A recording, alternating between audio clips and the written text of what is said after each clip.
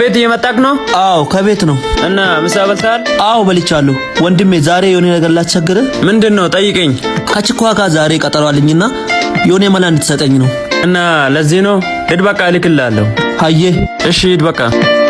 አመሰግናለሁ ወንድሜ።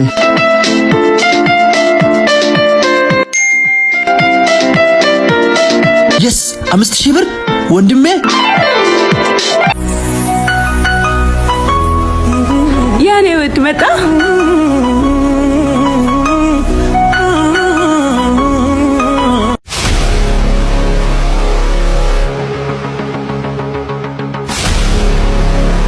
ጭራሽ እኔን እምቢ ብላ ከሌላ ወንድ ጋር መሄድ ጀመረች። በፍጹም አልፈቅድልሽም ከሌላ ወንድ ጋር እንድትሄጂ። ጭራሽ ከወንድ ጋር መሄድ ጀመርሽ? ማን ነው እሱ? ምን ማለት ነው ፍቅር? እናንተ የራሱ እነማን ናችሁ? ካንተ ጋር ማን አወራ? አፍን ብዘጋሽ አለ ፍቅር። አሁን ጸጥ ብለሽ ተከተይ።